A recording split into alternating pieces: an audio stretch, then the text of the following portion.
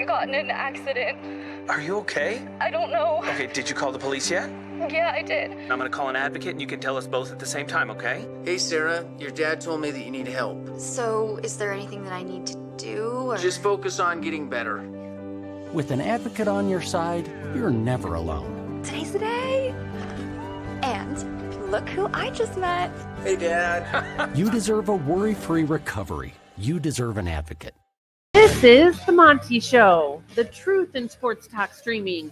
When you want unbiased opinions about your favorite team without the spin, all you have to do is find the Monty Show, streaming live and available 24 hours a day, 7 days a week on YouTube. And now, here's Monty. Hey, the Monty Show live on Tuesday, February 4th, 2025.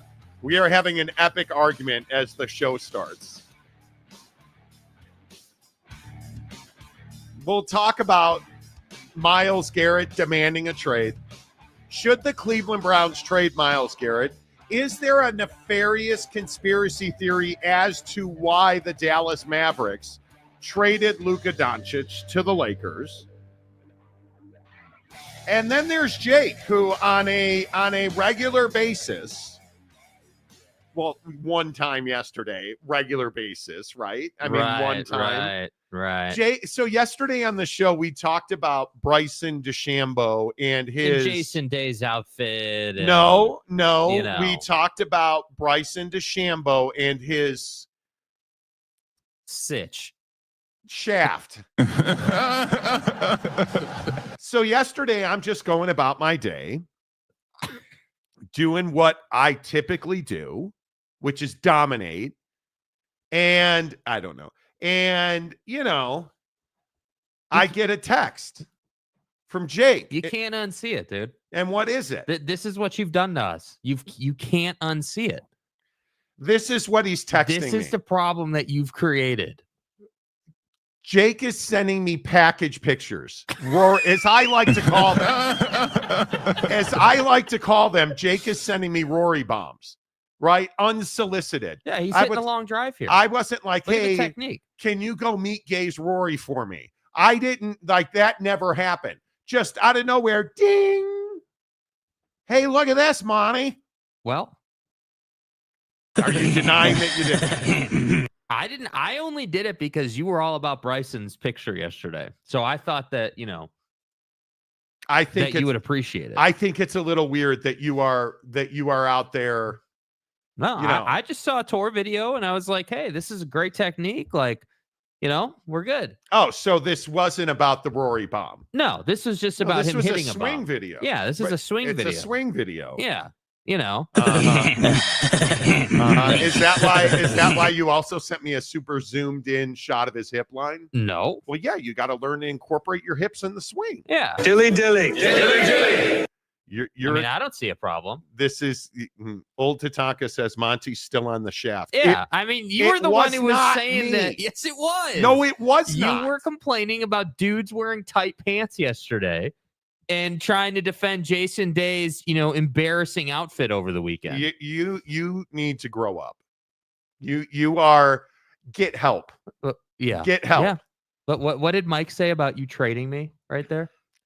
Monty gonna trade Jake to Locked On Podcast for sending package pics. Well, Monty's gonna call Nico Harrison, and it's gonna be great. Yeah, JC, me too. Could have not seen it. Thanks, Jake. Bro, what do you want me to do? I was criticizing Jason Day yesterday, and this dude's like, hey, get all the guys with the tight pants, man. We got to go after it. Right, but you immediately went to shaft and balls. Right, but only because you had brought up the tight pant thing. Right, I wasn't. I also sent a Colin Morikawa picture, and that one was fine. Right, but so let me get this right. Colin Morikawa fits in a thimble. Rory's hitting bombs, and you're like, oh, look at Colin Morikawa, tiny little buddy. Some dudes, hey, Colin, don't feel bad. You don't always have to be negative. Just because your entire package fits in a thimble. Hey, and, I'm just telling you, I thought you would have appreciated the Rory picture. I thought it was, right up your alley. Like Man, Colin Morikawa's wife has a tweezer collection like you don't even have any idea. Cock-a-doodle-doo. I'd tell you to look at it, but there's nothing really to look. It's unspectacular, Monty. But hey, have you His short seen game is A1. But god damn, have you seen Rory hitting bombs? My God, look at that driver head. Yeah, So I don't know. I just, Get help. Get help. You're a sick little puppy. I don't know what you're talking about. Okay, that's fine. Steely says smiles and glory poles. Right. Exactly yeah, right. I mean, that's smiles really... and glory poles. Smiles and glory holes. Is this male camel toe day on the show? I don't know. It's Jake. Ask Jake. Dude, I wanted to talk about. This is not on me. I didn't initiate the tight pants thing. I initiated the tight pants thing. You initiated, hey, look at his package thing. Right, but you initiated the tight pants thing, which inherently initiates looking at this stuff. I talk about Jason Day wearing a sweatsuit, and all of a sudden you become a meat gazer, and that's on me. Yeah, because your complaint is that dudes on the tour wear tight ass pants, and that it makes you uncomfortable. That's all. Google me. It's fine. It's fine. Yeah, it's fine. Jake, we should actually start the show. Whatever. Let me ask you this. Let's just actually talk about a topic.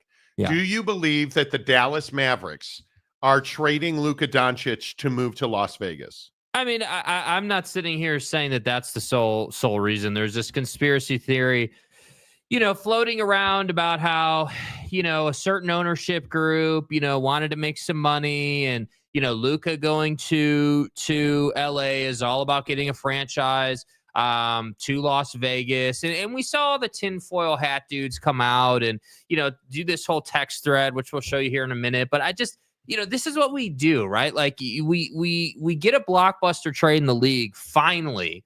And the first thing everyone wants to say is, oh, well, Monty, they only traded him because they want a team in Las Vegas. And it's Bron and Luka, and, they're all going to Vegas, and it's going to be incredible. They're going to hang out with UNLV, right? Like, that's what we do. And so I don't buy into the whole conspiracy theory. I think that all this is Nico Harrison is out here taking huge risks, and he's either going to be a hero or he's going to get taken through the gutter. And he's going to be a hero or a zero. And I think when I look at this situation, and we're going to talk about Myles Garrett in about 20 minutes. Myles Garrett is very different than Luka Doncic. And a lot of people yesterday were trying to make that comparison. It's a completely different thing. It's not Myles Garrett and Luka Doncic. Think about it. Think about the best quarterback who's never won a Super Bowl. This would be Dan Marino being traded in his prime in the middle of the night. This would be this is Joe Burrow. Think about your great young quarterback. This is Justin Herbert. Caleb Williams. No, not yet. This is Justin Herbert. You need an established quarterback who's young and at the top of their game, having a not a great season. Joe Burrow with, coming back, or again, Justin Herbert might be the best example. It would be stunning if the San Diego, we got run out of Wales Vagina, so we play in somebody else's stadium Chargers, now in Los Angeles, if they traded Justin Herbert and you traded him for, pick your guy, Andy Dalton. Mm-hmm. Right? Like, that's what you would be doing here. And I look at Luka Doncic. I understand it. Again, we made the argument yesterday. He's 270 pounds.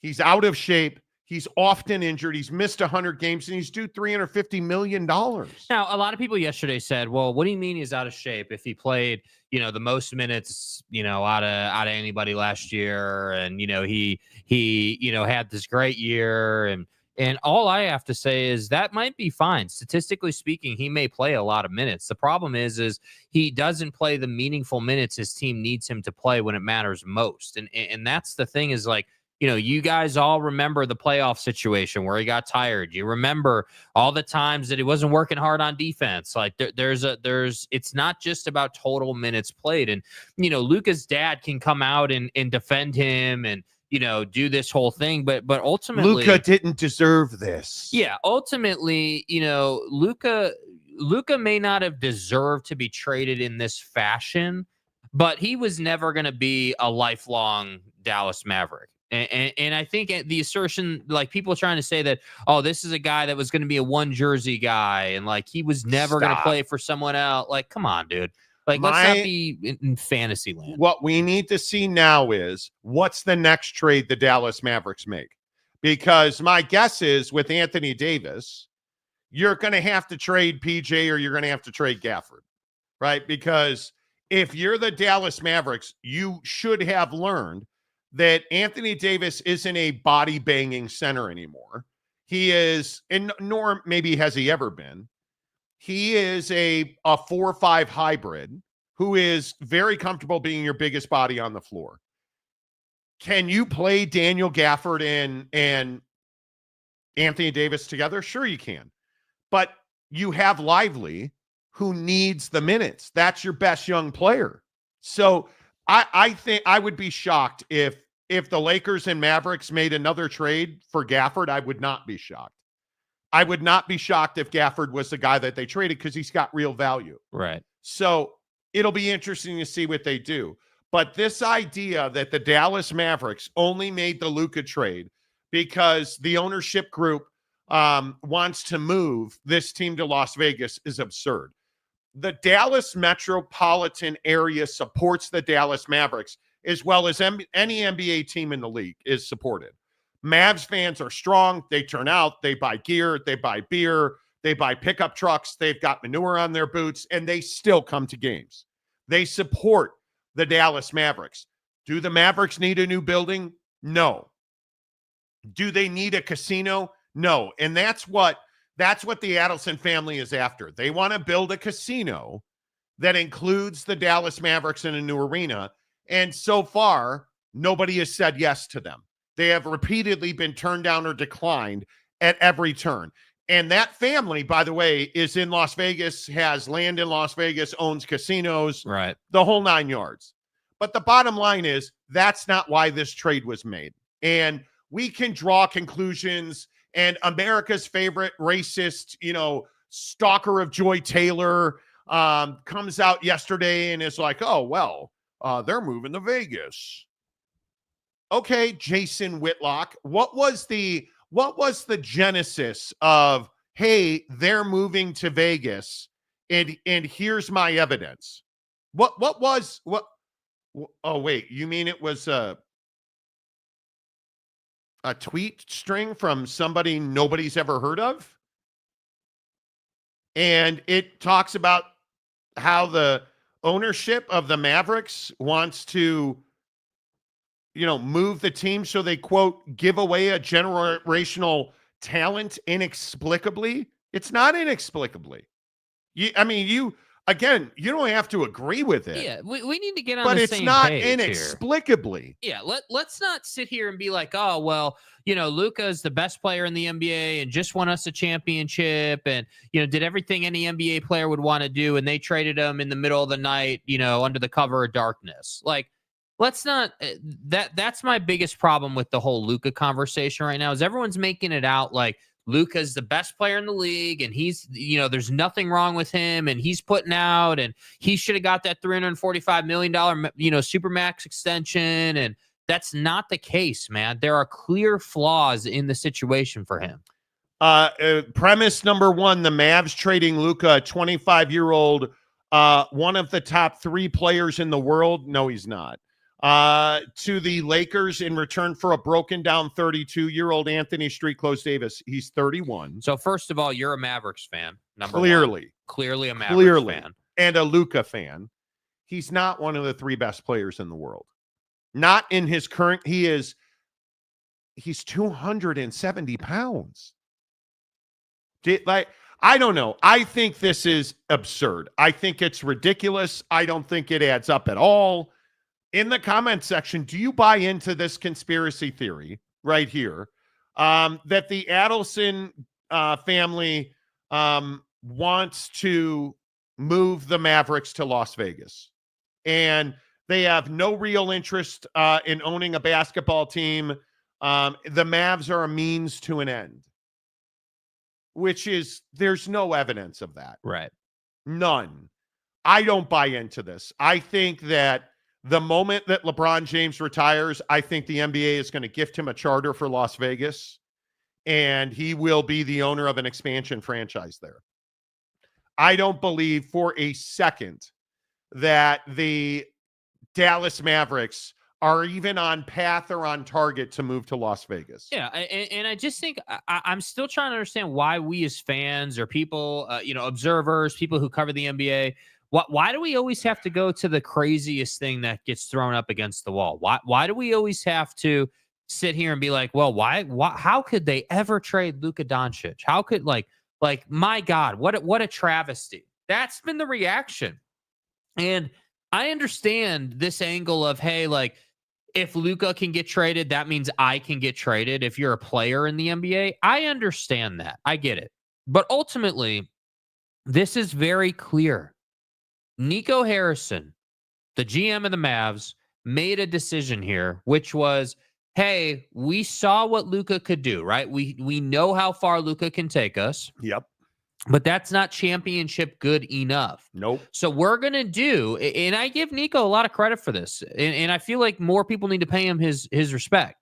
He did the uncomfortable thing. He did the thing that was, what nobody else would do, which is trade away the asset in his prime. And we talk about this all the time. How many times in sports do organizations not trade the guy away, try to extend him, and he leaves anyway and they get nothing?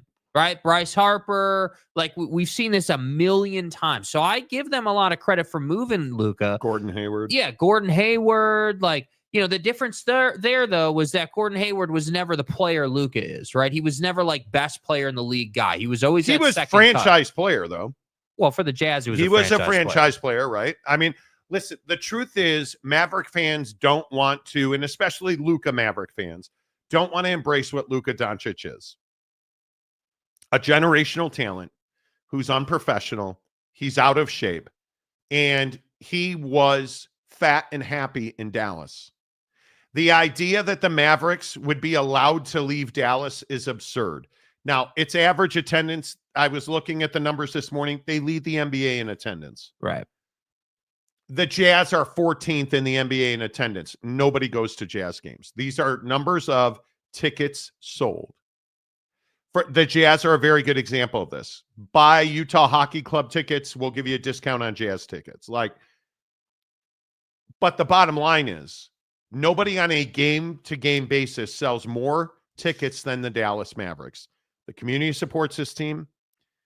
They, by all account, ownership has supported the team, as we saw.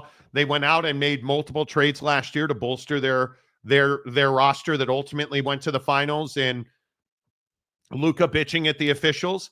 And again, I'll go back to our days of Rudy Gobert. Why did Rudy Gobert, what was ultimately the reason, the final icebreaker on why Rudy got traded? Because everybody and their brother went to Rudy Gobert and said, you've got to stop bitching at the officials. It's hurting the team. And he wouldn't stop. And it caused strife in the locker room. Everybody in Dallas has told Luka, stop bitching at the officials. You are damaging the team. And on top of that, he wouldn't work out. On top of that, he was overweight. On top of that, he is standing in public hallways drinking beers after games. And Mavericks officials are taking beer cans literally out of his hand. Yeah. He's a 25-year-old generational talent who doesn't appreciate his generational talent. And they didn't want to pay him $350 million. That's the reality of it. There's no casino. There's no... The NBA, do you really think, ask yourself this question, if the Sacramento Kings were not allowed to leave Sacramento, do you really think that the NBA is going to let the Dallas Mavericks leave Dallas? When they have a building, They have an incredible fan base that supports that club. You have no grounds for that. So, no, they didn't trade him so they could move the team to Dallas. Yeah. They did not. Yeah, and I just think that always going down the conspiracy route, always trying to make it something it's not, is just kind of tired. And we're going to talk about the Chiefs and the officials and Roger Goodell today, and we're going to talk about the Myles Garrett situation and these other things that are happening in sports right now. And I just look at it and I say, bro, this should be like a learning lesson for everyone else in the league that's comfortable. Like, hey, if you're not in shape and doing the things you need to do and you're not delivering that value, then you become tradable in that way. And everyone's going to say, well, you guys are crazy. Luka's the only reason they went to the finals. I love the fan that's like Luka carried him single-handedly. Like, come on, no, he dude. did not. He did not carry them single-handedly. He didn't carry him when he sat out the last game of the season when they were still able to get in. He didn't carry him when he was bitching at the officials and not playing defense. Like, y'all have selective memory. That's the problem. You don't want to say, hey, yeah, this guy's the best. Honestly, when he's hot, he's probably the best scorer in the league. When he's hot, when the three's going in, when he's manhandling dudes, like he is one of the most lethal scoring threats in the league by everyone's estimation. The problem is that he's not a complete player, and that shouldn't be some hot take. The numbers bear that out. He is a defensive liability. An absolute defensive liability. So again, when you look at his numbers, the scoring's great. Hey, give me 50 and 10. That's awesome, dude. But if you're a minus 25 on the defensive end, your 50 points really became 25 points. Like, and do you understand why did? And I know that everybody's going to, poo-poo this, but as a Mavericks fan, why did you win Game 4? Why did you win Game 4? Where was that game played? American Airlines Arena. And when you look at that game, did the Celtics do their level best to win that game? We talked about this on the show. Right. They essentially said, we want to win it at home. And so if you look at the difference between Game 4 and Game 5, and you start saying to yourself, okay, what's the biggest difference? Well, the biggest difference is you got your ass kicked in Game 5 in Boston. And Luka was a minus 19 in Game 5. Playing a team that's elite defensively. Minus 19 in Game 5. So wait, he's carrying you. He's carrying you 50 points, 40 points. He's carrying you. He's the best player on your team. And you only put up 88 points? Like, what? And in the penultimate game, he was 2 of 9 from 3. Look, we can sit here and we can go back and forth. Luka is not a guy. And you all, I don't even know, do we have a Maverick fan on the show today? Because I'm sure. Usually y'all disappear when it's time to talk about the Mavericks or talk about Luka, because that's what you did last year when we told you there was no chance. Well, they won a game. Let's see. Oh, BT Raider. AD will be 32 in 3 months, but he's not 32 now, is he? Is he 32 now? He's not 32. He is not. Y'all are insane. Luka carried the Mavs to the finals. Also, he's the only reason they even won one game. So, okay, well, let's do your math. Let's look at Game 4. Game 4, when you're down 3-0, series is over, right? But he's carrying the Mavericks to a 3-0 deficit. Just want to throw that in there.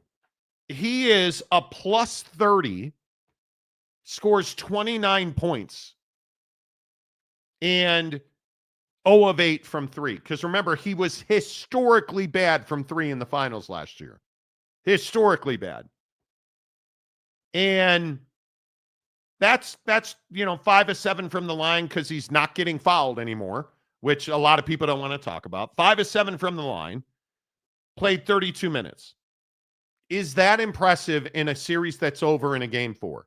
When let's look at the minutes that, I don't know, Jason Tatum they're trying to clinch an NBA championship. He played 27 minutes? He played 27 minutes in that game. That's it? Jason Tatum. Jaylen Brown played 27 minutes. Peyton Pritchard played 22 minutes. Wait, a guard off the bench in a championship game where you're doing your level best? Well, that's right. They weren't doing their level best. So this idea that he's the only reason they won a game, stop. Like it's... Astral Magnus. Yes, Mavs leaving is ludicrous. Vegas expansion team. Yeah. Exactly right. Phil Venzer, our noted local Vegas guy. Another pro sports team to Vegas. We can't even get out of college sports teams to a power league. But this has always been the conversation about Las Vegas, right? Las Vegas is a pro sports town because it's a gambling town and a betting town. Yeah. It's why the Golden Knights have absolutely exploded there. It's why the Raiders were so able to get not just a stadium built, but a state-of-the-art practice facility built. It's a pro sports town. Yeah. And when you look at where UNLV fits into Las Vegas,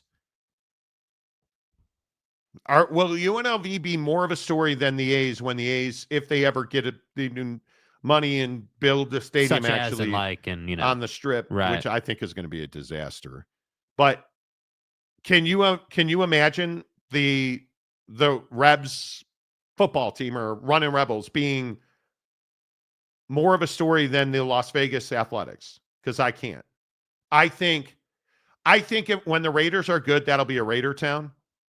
It'll be an LVGK town second. I think the A's are going to win. They're going to spend gobs of money as they already have. I think they're going to be a World Series contender. I don't see that's a pro sports town. Yeah. Sam Lott, hello. Good to see you, my friend. And yet he still was the highest scorer in the league. But who cares? But what does that matter? Yeah. Well, it was first the Mavericks fans' cycle of death. Well, we don't have any talent around him, Marty.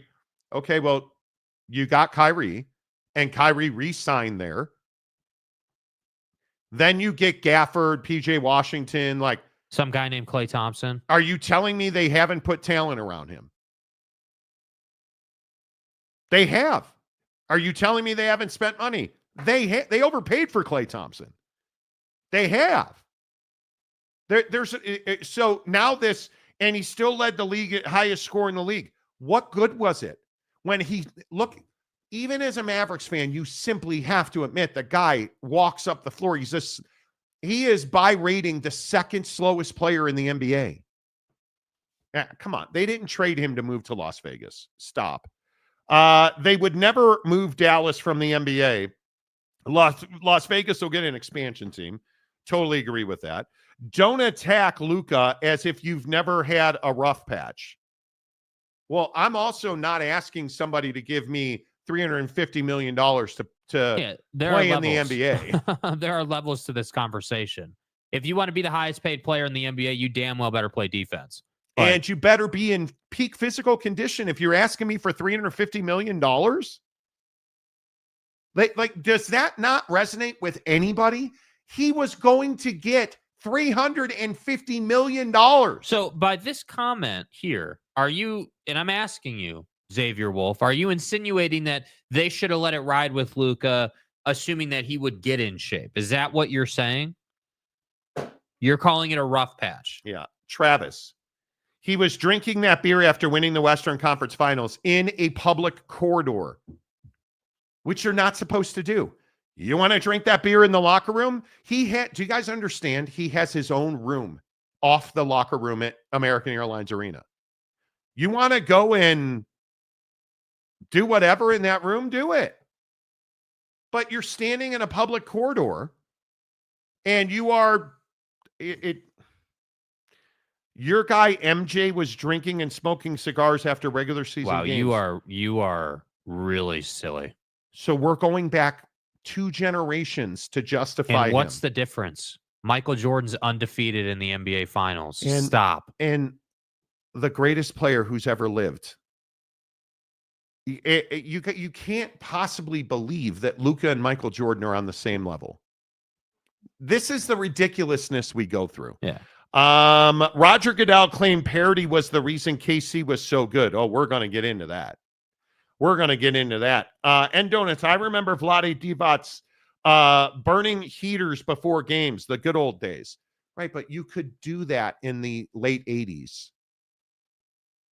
It was a different time.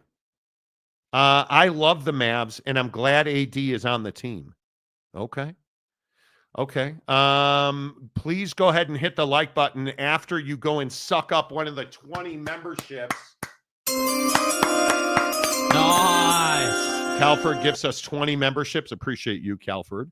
Thank you very much. Eric and Raleigh. Calford with the Luka type money gifting all these ships. Yeah, that's what I'm saying. Right. That's had his own room. Exactly right. Excellent asterisk there. Yes. JC, but how much revenue does Luka generate for his teams? Well, it's an interesting question. The guy sells jerseys like they're free. He certainly is an international brand.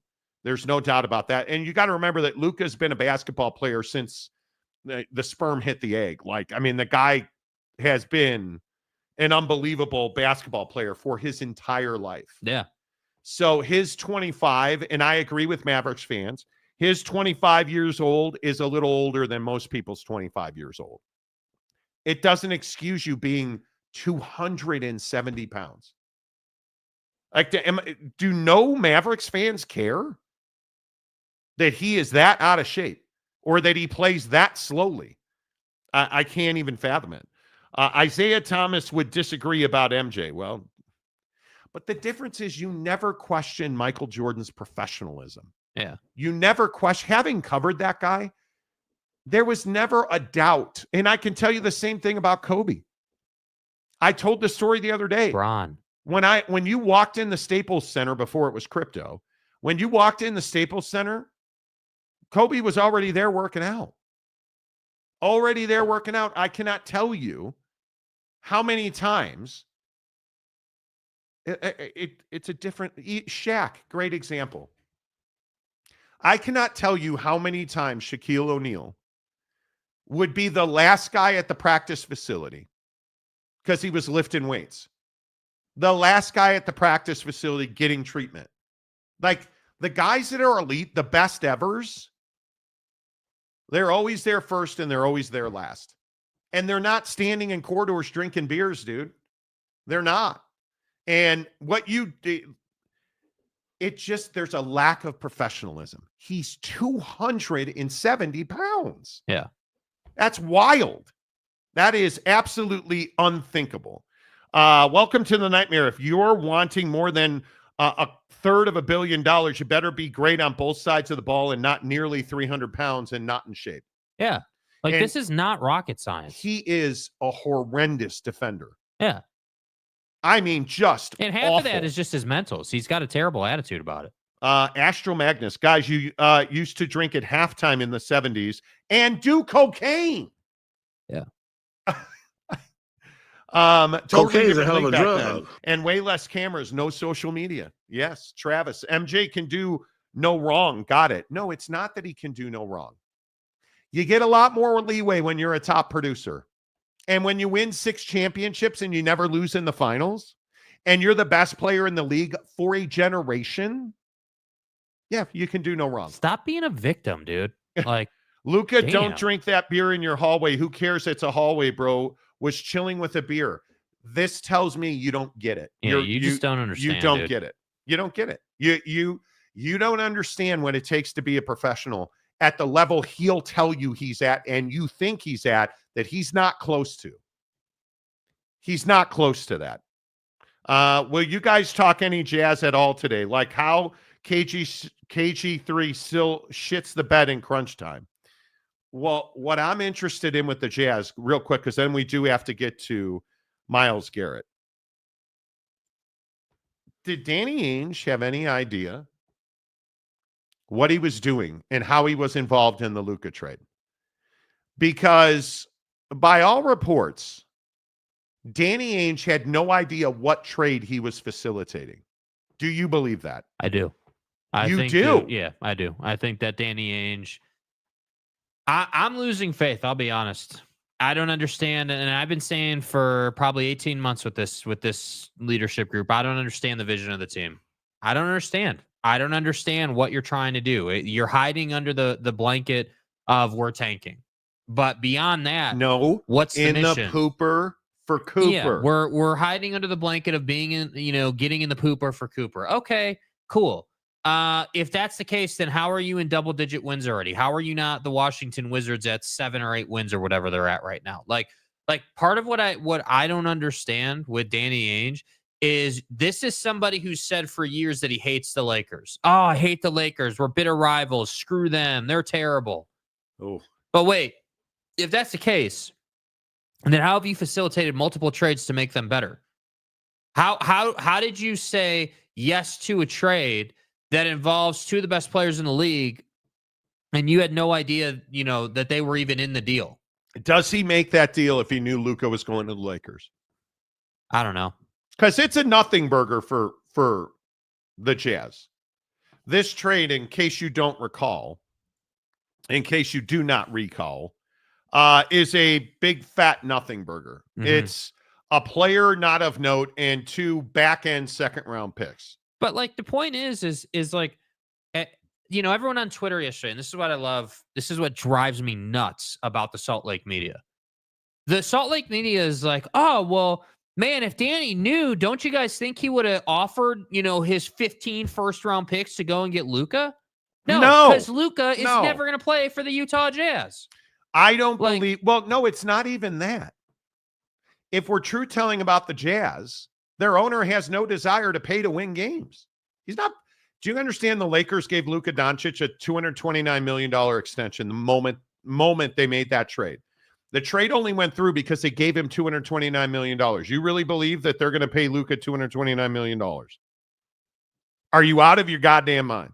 What indication do you have that Ryan Smith is going to spend any money on any of his teams? His hockey club, he has spent no money on that roster.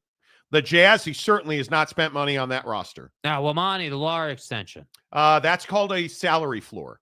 And he's got... Is that really him spending money? What happened to big game hunting? The Jazz, if Danny Ainge made this trade without knowing Luka was going to the Lakers, it's a dereliction of duty. It's complete embarrassment. And Jazz fans, just keep buying your hockey tickets and keep buying your Can't Be the Yetis jersey. And Jazz fans, oh, the mammoth. Do you understand that they'd apparently never checked the copyright on Utah Yetis? It was going to be the Yetis because your vote really matters. It doesn't matter at all. Oh, but Qualtrics. Okay, cool. Keep voting because they're going to do what they want to do, what they think they can leverage as a brand. It was going to be Yeti until they didn't do their proper due diligence. Like when they forgot to order purple jerseys, because the Jazz certainly can't have a jersey without purple. Come on. This organization. It's a joke right now, dude. Let's just tell it how it is. SEG is an embarrassment of mistakes. And the only mistake that they're not making right now, and you can't call it a mistake because it's purposeful and it's a business plan, is not spending money on talent. They're not spending money on talent, period. They're not going to win. The Jazz are not going to get, I would assume, the number 1 overall pick. They continue to win games, and I understand you only have to be in the bottom 4 or whatever. Great. Are you doing everything you can do to get Pooper in your Cooper? Or get in Cooper's poop? No, you're not. No, you're not. Congratulations on that Jordan Clarkson deal that he didn't want, but you begged him to stay. Come on. It's wild to me. Yeah. Salt Lake media. Jesse Davin says, well, there is that. Yeah.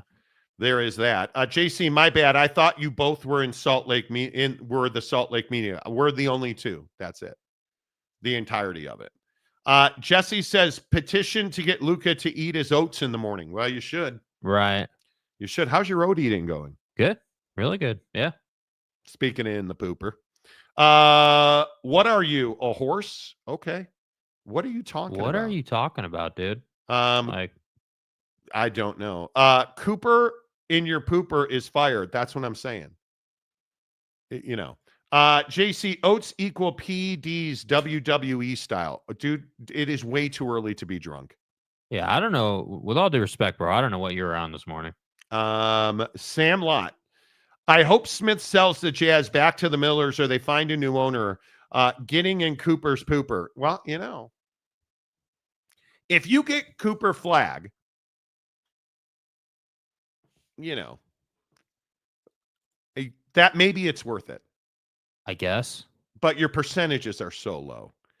Oak State James for $5. I love AD to Dallas. P.S. Thank you for inspiring me to eat oats in the morning. Just had my oats overnight ready to go. There you go, dude. For those of you who don't know, I eat a half cup of oats, chia seeds for my omegas, a scoop of creatine because every human being should be supplementing creatine, and cinnamon. I nuke that for 3.5 minutes. I put blueberries and blackberries in it and a tablespoon of peanut butter. Natural peanuts and salt. That's all that's in the peanut butter. Costco peanut butter. Boom. Every morning I'm regular like the clock, yo. Right. Makes a big difference, right? You know, the Jazz are now, whoa, hello. Cinnamon has anti-inflammatory properties, and it is very good for you. Brady Cook, good morning, Brady. The AD trade didn't see that coming. I think that's the most stunning part, and that the Jazz facilitated it is wild to me. Again. Because understand, the Lakers are in a position where they cannot accept more salary in return. So they needed the Jazz to take a contract, and they gave the Jazz 2 second-round picks deep in the second round. Who are you, the Chicago Bulls? Who traded Alex Caruso, Zach LaVine, and DeMar DeRozan, and got how many first-round picks total did they get? It was like 2 or 3 or 4. Did they get 7 first-round picks for their 3 best? Oh, that's right. They got not 1, 0 first-round picks. 0. The Bullets got 0 first-round picks for DeRozan, LaVine, and Caruso. This place is empty. 0. Empty. The opposite of full. And again, what's the first thing? We're outside walking into the studio this morning. It's 60 million flipping degrees outside. And I just said, okay, hey, I'm a Bulls fan. Can you kick me in the nuts, please? No. At least you're not a Bulls fan. At least, there you go. Brandon Butler, NBA owes the Jazz a thank you note for facilitating all these big trades. But does it not, like, I don't even disagree with that, but does it not bother you as a Jazz fan? Are you not sitting here saying, like, what are we doing? Like, are we, you know, like, you're essentially as a Jazz fan just taking the season off. Like, there's not, like, you want to talk about Keontae, or you want to talk about this guy or Sensabaugh or who the hell ever. But you don't have, there's nothing to hold on to here right now, dude. Like, I just don't. Why are you hanging on to Keontae George? You're not developing him. I don't think is he getting better? Like, you'll know that it's nuclear winter when they trade Walker Kessler. Because that is, from what I understand, they are getting a volume of calls for Walker Kessler. The Lakers have asked for Walker Kessler. Can you imagine topping off that starting 5 with Walker Kessler? That would be crazy. Please do not trade Danny. Monty. Danny. I agree that we need to stop saying the Lakers and Jazz are rivals, and Danny hates the Lakers and would never help them. This is what, the 3rd or 4th time? Stop. And Vando's still on that roster? Stop. There's nothing worse in the world than wasted talent. Oops, I meant wasted Jazz ownership. Yep. And Jazz fans just, at some point, if you're a Jazz fan, at least put on knee pads. Like, at least put on knee pads. Help yourself, like, because when you're on your knees that long and you're just paying to slurp it up, I should I should probably stop. Sergeant Morehue, peanut butter is king. Yes, it is. I don't like confection peanut butter, though. Like certain people on this show who just, again, send me pictures of Rory's package. Macaque. Unsolicited yesterday. I thought it would have made you smile. I mean, I thought you would have liked it. The people on this show that you may or may not know, that get weird with their meat. Case in point. Me?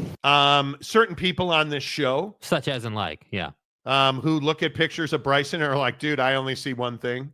Anyway, the point is, peanut butter has its limitations. I don't like confection peanut butter.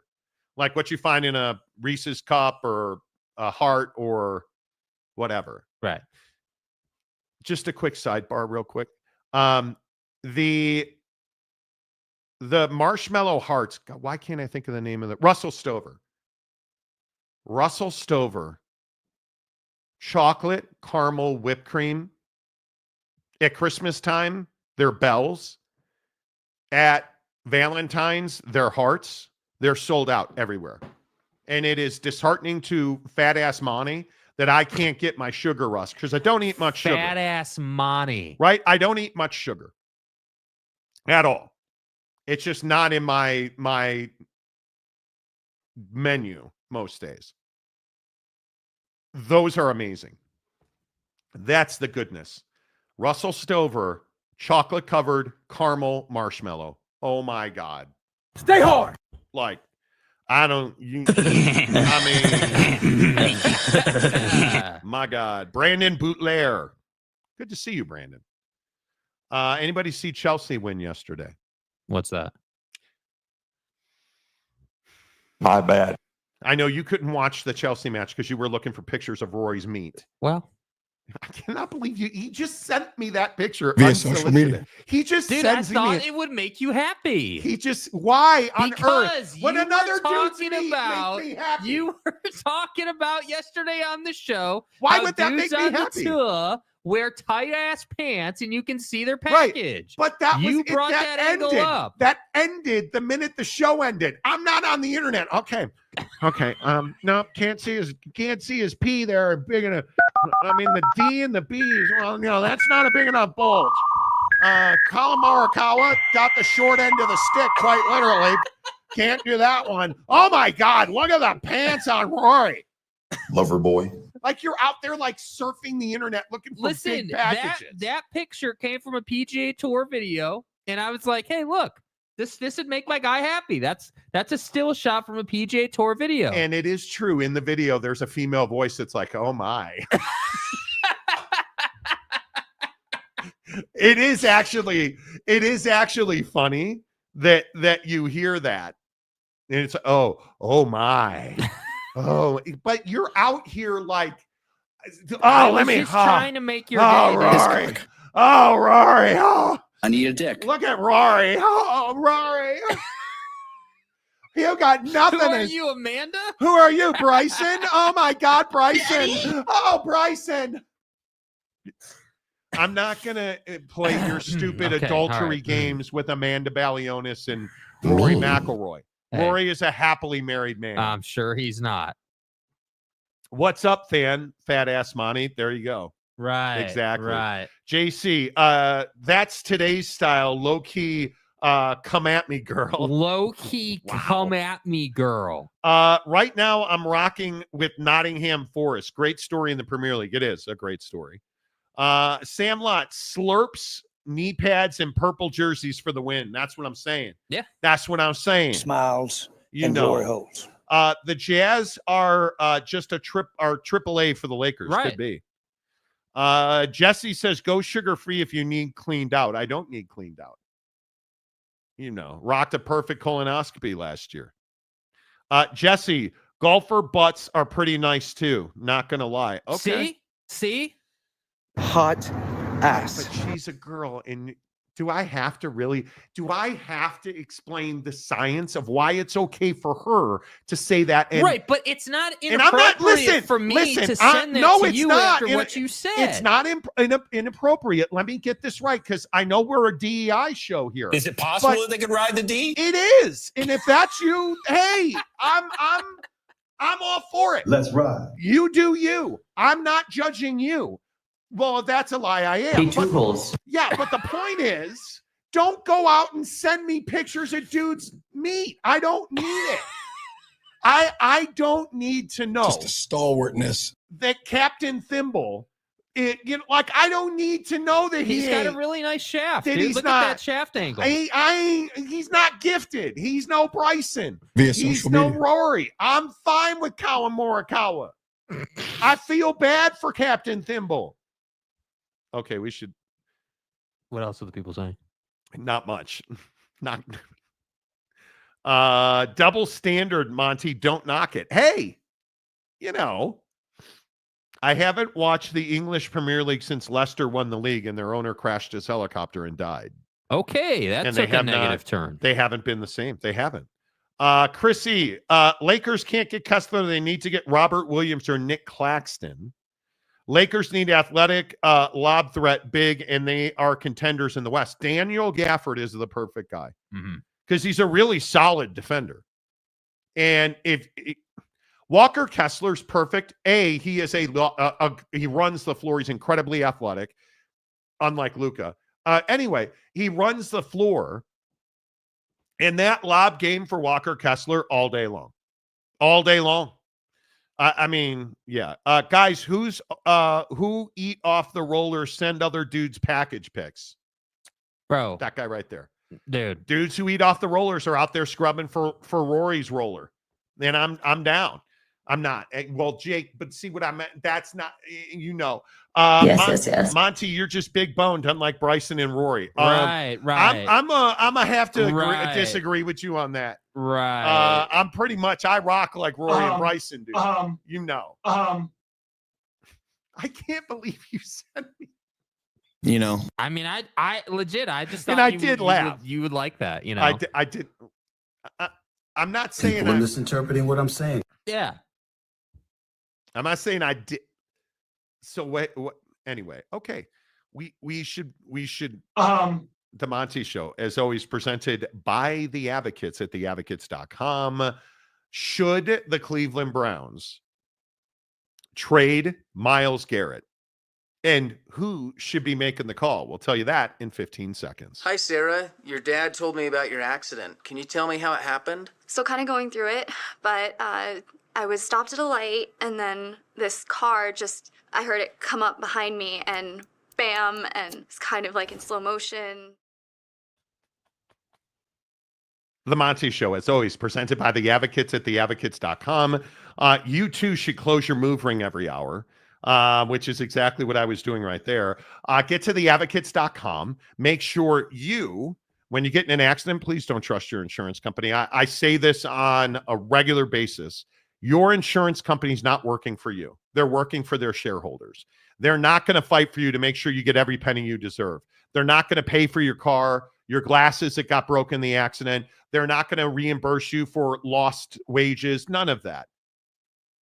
The advocates are going to fight for you. Let them fight the insurance company. Let them handle the claims process so you can get back to being the best version of yourself. The best part is you never pay the advocates out of pocket. In fact, you don't pay the advocates unless and until they win your case. Chat with an injury attorney live online, and it won't cost you a dime. 24/7, in fact, 365 at theadvocates.com. Should the Cleveland Browns honor Myles Garrett and his request to be traded? I think this is a big one. Myles Garrett has demanded a trade out of Cleveland, requested, call it what you want.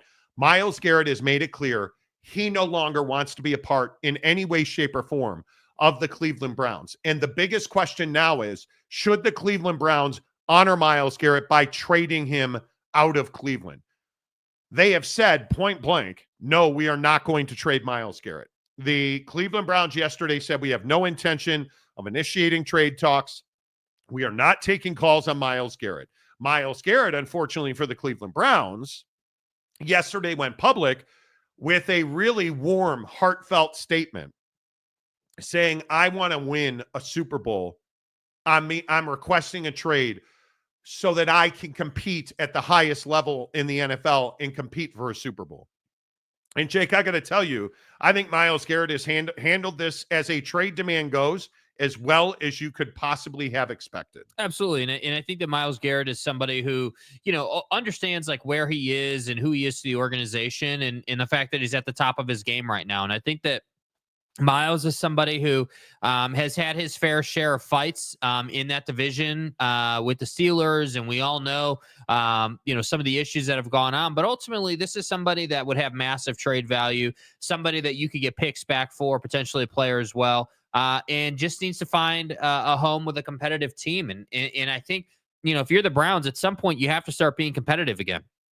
At some point, you have to make difficult decisions to move on from Washcloth King and that contract and everything that's gone on, and actually start being, a competitive football team again. And with all due respect to Jameis Winston and everything he was able to contribute, he's never been somebody that's going to lead you to the playoffs or take you to the Super Bowl or be what you need him to be. And that's where I say, I don't blame Myles Garrett one bit here. I tend to agree. The letter he put out was heartfelt. You understand it. You empathize with it. And I hope this doesn't turn into, hey, we won't trade you, lockout situation, or holdout situation, and it gets ugly. I hope it doesn't turn into that. But unfortunately, they are saying they don't want to trade him, and he does want to be traded. And so I wouldn't expect him, to be at training camp for the Browns. I wouldn't expect him to play for the Browns again. I would expect him to sit out, stay in shape, continue to be who he is until he gets what he wants. And unfortunately, that process, I think, is going to take time. Well, and Myles Garrett has been a very good citizen. He has played the game. It's crazy helmet swinging, totally get it. Myles Garrett has been one of the best things about the Cleveland Browns. He's been a professional. He has been a league leader in sacks. He is one of the most terrorizing defensive edge players in this league. I believe Myles Garrett has handled this as well as you can. And I think Myles Garrett should be playing for a championship. And the problem is the Cleveland Browns are not there. Have they ever been? Not much. In his generation, not really. And can you imagine Myles Garrett on a defense? I don't know. I think his best fit is the Detroit Lions. And can you imagine having an Aiden Hutchinson, whatever he ends up being? Can you imagine an Aiden Hutchinson and Myles Garrett on the same defensive line? That would be unbelievable. Mm-hmm. Can you imagine Myles Garrett with the beloved, the Chicago Bears? As far as who should be calling on Myles Garrett, everyone. Can you imagine Myles Garrett on the Baltimore Ravens? Can you imagine Myles Garrett on any Super Bowl contending defense? And I would tell you the Detroit Lions. You want to talk about the turnover and the tumult in Detroit with the loss of all of their coordinators and their coaches?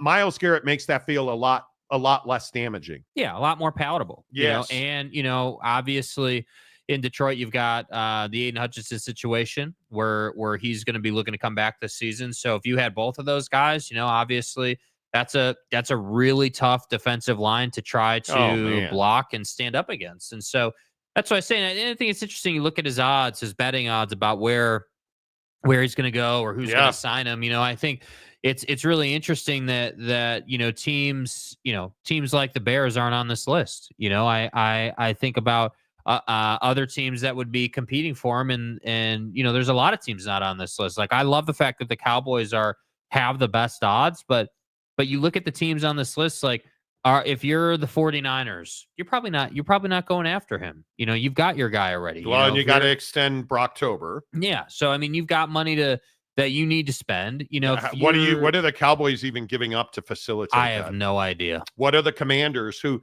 okay, real quick. Did you guys hear the Commanders will remain the Commanders? Oof. I didn't mind their reasoning. No. The new owner of the Washington football team said that the Commander's name now means something, and it is set in the culture of that locker room. Don't disagree with that. Yeah. Anyway, my point is, I think Myles Garrett is an elite performer, and he deserves to be traded. And I think that if we're talking about Super Bowl caliber defenses, how many years does Chris Jones have left? You need another disruptor on the defensive line. I think he fits in Kansas City. Yeah. I think he fits in Buffalo. I mean, I think that this dude fits pretty much anywhere. It's just a matter of what teams that are winning are able to do a deal. The Ravens and the Lions are the two best fits. Yeah. And however, if I am Myles Garrett, that's probably where I want to go. But if I'm the Chicago Bears, I am selling whatever I need to sell to get him. Yeah. Because Myles Garrett takes that defense to another level. They have legitimate talent in the secondary. They have legitimate talent at linebacker. I would love to see them go all in. Yeah. I don't think they will. I really don't think they will. But who knows? Glenn, on the indoor cycle, exercise ring closed, still going. Keep going, my guy. Get it, dude. Keep going. I love my Peloton. I've really gotten into it. Yeah. How many Pelly guys do we have in here? Yeah, do we have Peloton riders in here? Bailey Dietrich, yes, because the Browns are not going anywhere. It pains me to say it, but yeah, I think you got to trade him. Yes, everyone on Cleveland's roster should be fed up after owners made a decision to continue the Deshaun Watson experiment another season. Yeah. He's a bust. Yeah, he is a bust. There is no doubt about that. He is absolutely a bust. No doubt. It's fair. I work with people who have season tickets to the Browns, and they want to go with him when he gets traded. I'm sure they do. Wasikowskinator? No. It's time for Detroit to go all in. Well, probably. It's fair. He is this year's Khalil Mack. I think he's better than Khalil Mack. Agreed. I think he is better than Khalil Mack. Myles Garrett to the Eagles would break the league. Dude, that defense is already very good.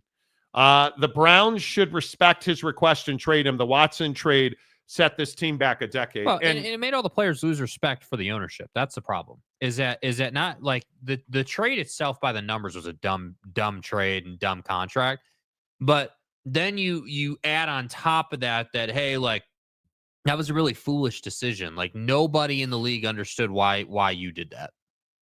The struggle is going to be whether or not you can eat your pride and avoid the Jimmy Butler situation, or if you're going to make this ugly with one of your best defensive players in the history of your franchise. Yeah. That's going to be the question. That's going to be the question. It's fair. The Bears are not a valid contender, but I know he has no choice. I would disagree. If Ben Johnson can, because I think the Bears are an offensive line away from contending for the division. You look at their defense. You look at the wide receivers that are there. You look at Cole Kmet, who's there. You need another running back, and you probably need at least 3 offensive linemen. Because you have a quarterback, and I'll just keep saying this. Jaden Daniels, amazing quarterback. Wow. Same exact numbers as Caleb Williams. Same numbers. So you have a quarterback that is legitimately your franchise quarterback for the next at least 7 years, I would think. 7 seasons going forward. I would think Caleb Williams is your starting quarterback, barring injury, of course. Right. You have the quarterback. You don't have the offensive line. And if you address that, and I don't know how you don't, I think it's your area of need. If you address that, this is a playoff team. If you go and get Myles Garrett, they're going to win the division. Because I think you've got to keep him out of Detroit. Because Green Bay has shown you that I don't think that Jordan Love is that guy. I think if I look at Caleb versus Love, I'm taking Caleb Williams every single day. Right. I'm taking that wide receiver core. I think you need to inject some youth into it and get a burner. You need to fix the offensive line because all the defensive pieces are there. And now you have an elite defensive coordinator in Dennis Allen. That's going to be incredible. Yeah. Miles going to land with the Chargers. But why would you do that?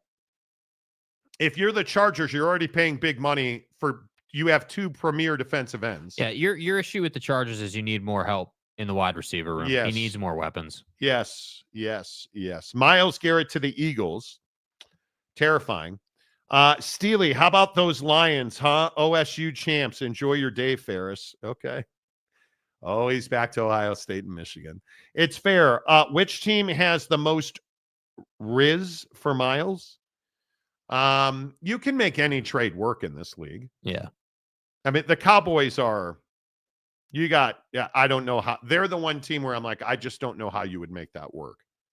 But if you can trade for Myles Garrett and pair him with Micah Parsons, now we're cooking with gas. Yeah. But how are you going to do that? You have so many other needs on that salary cap. Nacho Libre. I've been hitting the heavy bag. Great short workout. Yes, it is. I would agree with that. Brandon Butler, pairing Sweat with Garrett. Don't give me hope, Marty. Marty? Would love to. Chiefs don't need him. The defensive line is already elite, but for how long? Because again, and I keep saying this about the scumbag Kansas City Chiefs, and I'll continue to say it about those cheating Fs. There's only so many reps in your body. Yeah. And when you go to the Super Bowl and you're gifted more reps by the NFL officials, as the Chiefs have been, and you look at how many games now the scumbag Kansas City Chiefs have played above and beyond everybody else the last 4 years, and you look at the fact that Chris Jones looks like a guy who wants to retire, I think he absolutely could make a Myles Garrett move. Now, yeah, I think if you're the Chiefs, you got to understand if you win a Super Bowl, there's always going to be attrition. I think a couple of questions about the Chiefs. Can the Chiefs afford to extend Myles Garrett? I think that's a huge question. But I don't know that they need to because they win. So Myles is going to be yet another guy who goes there. If he were to go there, understand, hey, we're giving you that opportunity. We can talk about an extension down the road depending on what happens. I think it'll be interesting to see who actually makes the move. Because I also think Cleveland is not going to trade him in the division. No. You are certainly not going to trade him to Cincinnati. You're not going to trade him in Baltimore. Trade him in the conference. I would not. Like Luka going to the Lakers is obscene that you traded him to a contender. I don't think you're going to trade him in the conference as somebody that can be good. Yeah, you need to trade him to, the NFC, and you need to ideally trade him somewhere where you're not going to see that team much. And then there's Cooper Kupp, who has been spectacular for the LA Rams. Again, a team that played a lot of reps, and what's happened to all their guys. And now Cooper Kupp, who's a Super Bowl MVP, says that the Rams would like to trade him immediately. I think that Cooper Kupp is that's a guy that there's not a football team who doesn't need Cooper Kupp. Right. He is a dominant possession receiver. Can he be healthy enough to be a downfield threat still? We'll find out. But if you look across the AFC, the Buffalo Bills, again, it's the same cast of characters. Yeah. The Buffalo Bills, the New York Jets, certainly the Baltimore Ravens, because you're going to have attrition on that offense in Baltimore. I mean, I know that. I mean, I think the Chiefs should be after him too, because you're going to lose. You're going to lose. Gosh, can't remember his name. The wide receiver that they added who played for the Cardinals. Can't remember his name. DeAndre Hopkins. Yeah, DeAndre Hopkins. He's going to be done if you win a Super Bowl. I think that's a guy that's close to retirement. Well, I mean, and if Cooper Kupp can kick field goals, I would think the Ravens would take him as long as he stays out of the massage parlor and doesn't wear his jersey to the massage. Bruh. Don't you know who I am? Is that not one of the crazy? You heard the Justin talk? Yeah, we never got to talk about that. We were too busy talking about other stuff, but that's a wild story. And now 6 more massage professionals have jumped in to say he was inappropriate with them. Yeah. He wore his Ravens jersey and said, "I play for the Ravens."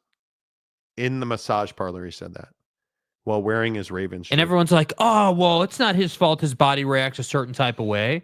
Yeah, unfortunately, that's not what people are And we reporting. have a picture of Justin Tucker in the massage parlor. It's an exclusive. Yeah.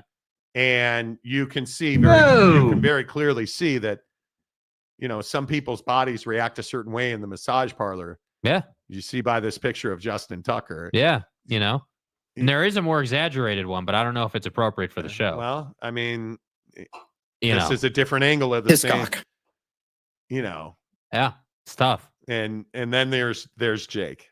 Anyway, Man, my golf swing is looking nice. The point is, come on, that's a little funny. The point, yeah. So Cooper Kupp, how much value does Cooper Kupp have? I think he's got a good bit of value. He's a dominant slot player who can be. I think he's morphing as the days go on into a dominant possession receiver who still has over the top power. Yeah, I would agree Speed, with that. And I think his physicality in the route is what's always separated him. The ability to take the contact inside of 5 yards, create the space, and then go get the football has always been his bread and butter. And I think that, again, winning football teams need that kind of guy. So I don't think they would have any trouble moving him. You don't? No. Nope. I'm curious to see what he morphs into. Yes, please hit the like button. We're well over 1,000 views and we only have 41 likes. UW fan Jimmy says hit the like button.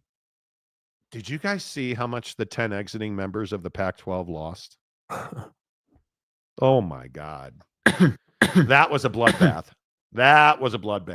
It's fair. Kupp hasn't finished a full season in 3 seasons. He's a 4th round pick at best. He's not going to be expensive.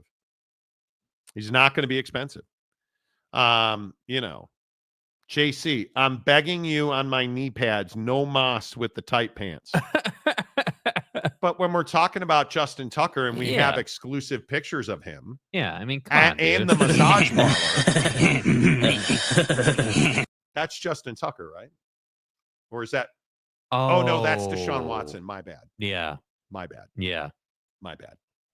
Sorry, that was the wrong picture. Here's Justin Tucker. Yeah, there you go. Nice job, dude. Way to get that straightened out, if you know what I mean. Thank you. And here's Colin Morikawa without the bulge. Right. Nice job, dude. All right. JC, you brought that on yourself. Chiefs or Chargers need Kupp. Chargers are a great fit for Kupp. Yeah. So, okay, let's stop avoiding the elephant in the room.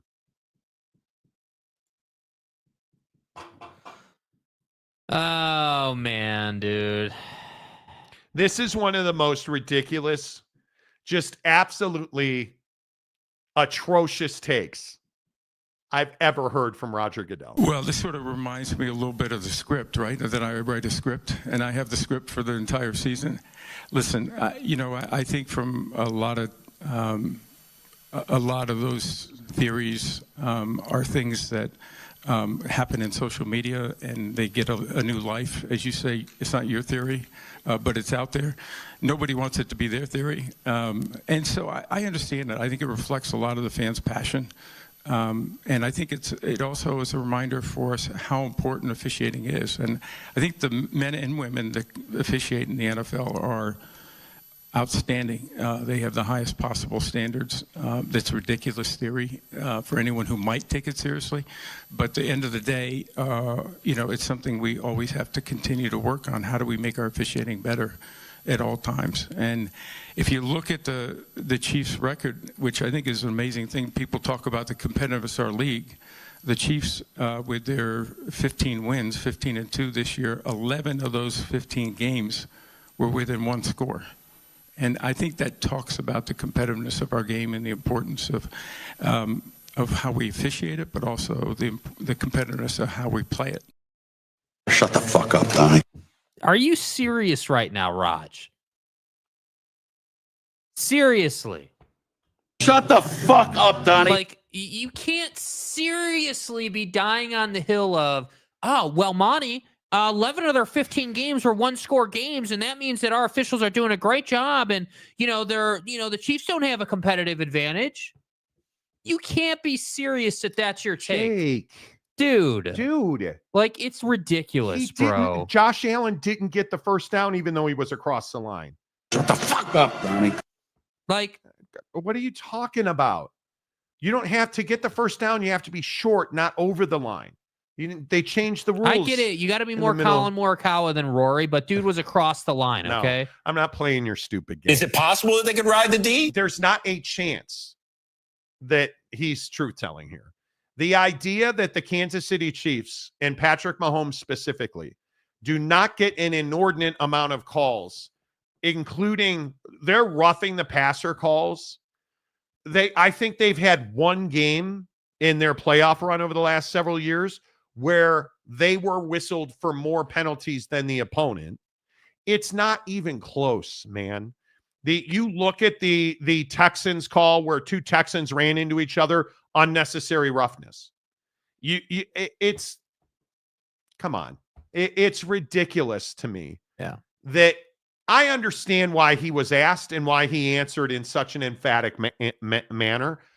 The Chiefs are getting calls. Yeah, I'm not sitting here saying that I expect Roger Goodell to come out and say that the Chiefs are getting calls. I don't expect him to say that, but you have to do a better job of walking the line and playing the middle ground than to say that, like, your best answer was, hey, well, 11 of their 15 wins were one-score games, and that means our league is super competitive, and the Chiefs aren't getting an advantage because these are close games. Like, come on, Jake, dude. it's parody. No, it's the exact opposite, Raj. It's actually, hey, they only won most of those games because they got a call late in the fourth quarter multiple times that led to a touchdown. And he is an excellent commissioner. He's not a good commissioner. He's the best commissioner in sports, in my opinion. And I think he might be the best commissioner ever. Yeah. He makes his owner money. People watch his games. Their advertising, their reach, their revenue. They're going to play games in Australia, I think it is, in 2 years. He's done everything you need to do. Yeah. Negotiating billion-dollar TV deals. Like, he's an excellent commissioner. I understand why he answered the question this way. It's just factually inaccurate. If you are the NFL, the Chiefs are going to get every call in the Super Bowl. There are going to be close calls, and they are going to three-peat because they want to sell T-shirts. And what's good for selling T-shirts is good for Roger Goodell. It is inarguable that as I sit there and I eat my chicken fingers and I eat mac salad like it's free and the world's going to end tomorrow during the Super Bowl, which I think is actually the case. Yes. So get your facts straight. You know. Yeah. Roger Goodell makes everybody money. It has ruined the Super Bowl for me already. Like, I'm just telling you, this officiating thing.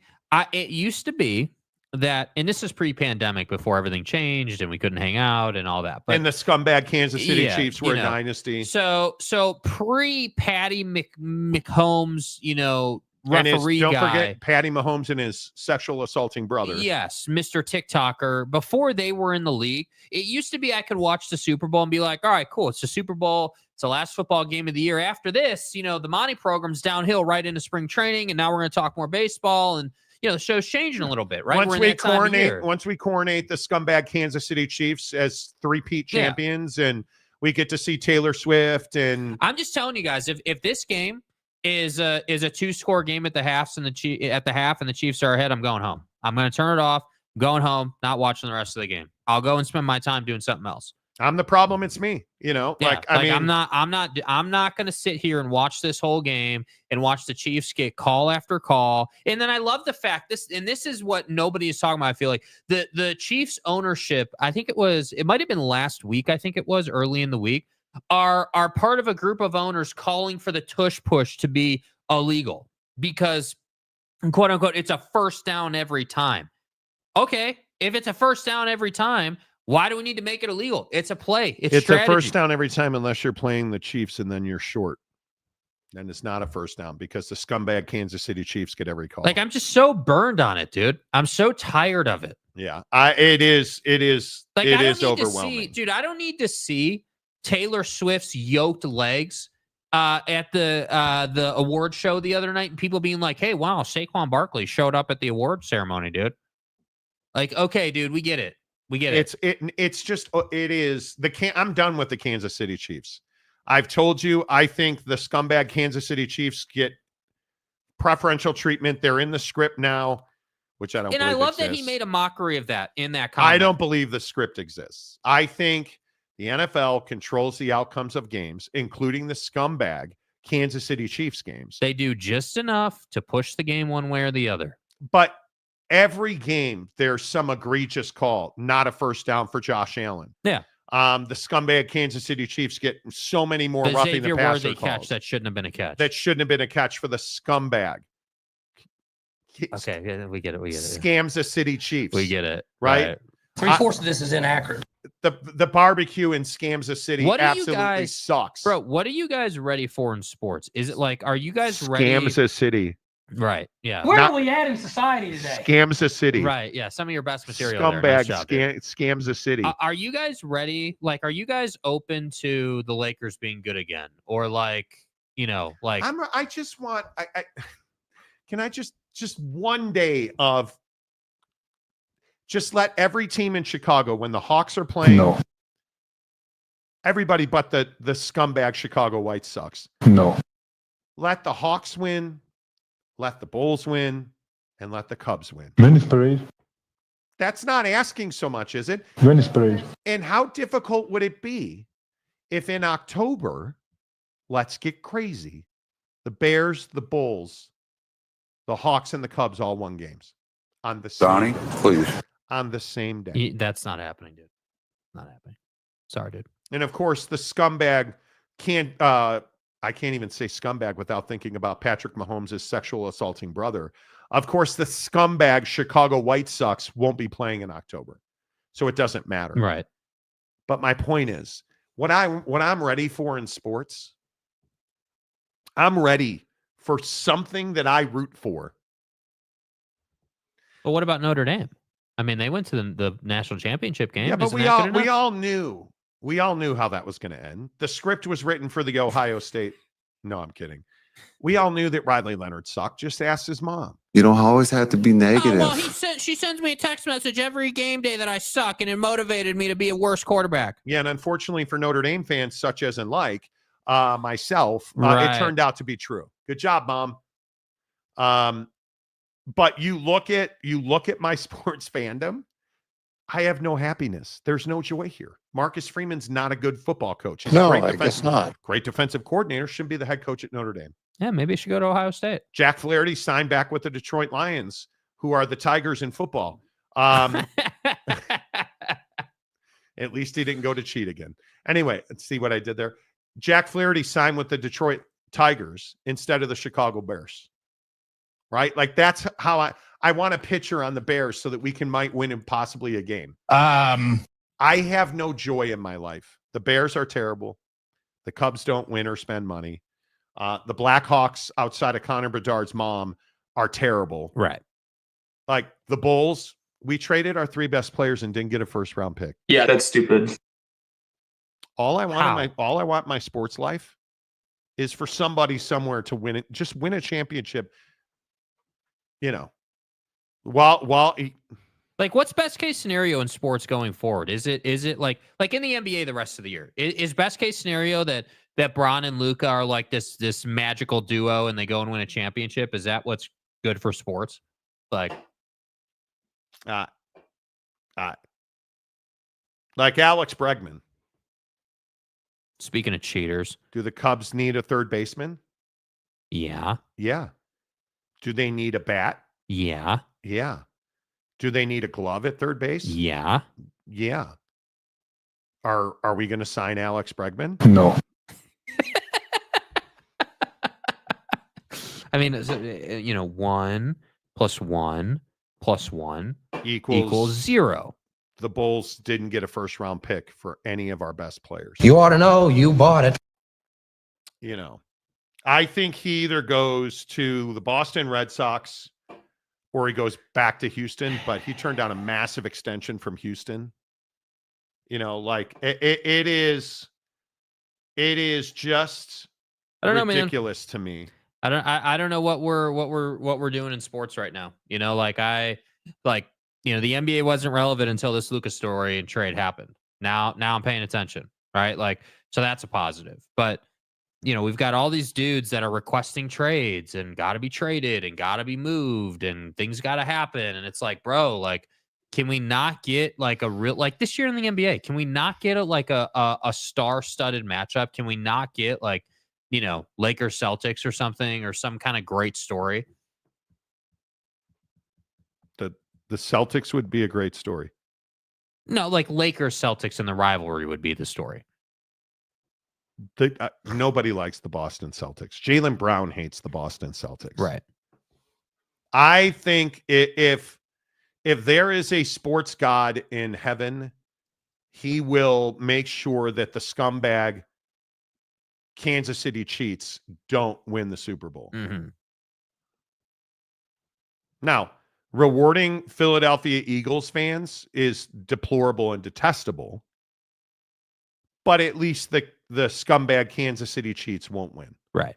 So, Bregman is coming to Detroit. I don't think his bat plays in that park. I think that's the single biggest question. I don't think his bat plays in that park.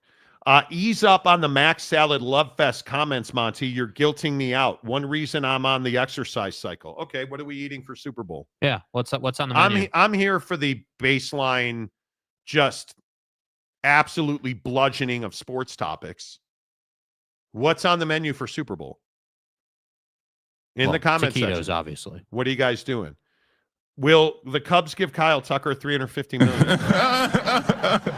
million? Bro, are you high? You might be. No. No. No. What's Bregman going to do without the trash can banging? I don't know, dude. I really have no idea, bro. Bailey Dietrich, Cavs versus OKC. You might get what you want. Yeah. Because the but Cavs like, is that going to do good for the NBA? Are we excited about that? I mean, obviously they're the two best teams in the league right now, but yeah. But are we really excited about that? Like, I'm more excited about the Max Salad on Super Bowl Sunday. So you actually are going to come to the Monty crib. Are you going to head to my house for Super Bowl? Yeah. Okay. So let me guess. You're what time is the Super Bowl on at like 3:00 again? So are you rooting for the scumbag Kansas City Chiefs? No. Because your opposite number is a no, Chiefs hell fan? no. Jake's girlfriend is a massive Kansas City Chiefs fan. Yeah, no, I'm not. I am full on rooting for the Eagles. Okay. 100%. And I'm just burned on them, dude. I'm tired of hearing about the Mahomes Tom Brady comparison. He's not even in the same atmosphere yet, dude. Like he's not even halfway there yet. Like, all right. So you're coming over to my place for the Super Bowl. What are we going to eat? My wife is probably going to want chicken tendies. Okay. From Wingstop. Okay. But I'm kind of on board with you. Like this, I think Costco is where you go for Super Bowl. Uh-huh. I'm probably more down with trashy Mexican food. I just got a text that said you can sleep alone tonight. Why? Because of the scumbag Kansas City Chiefs? Yes. I again, she's an awfully nice person. He broke up with you over text message?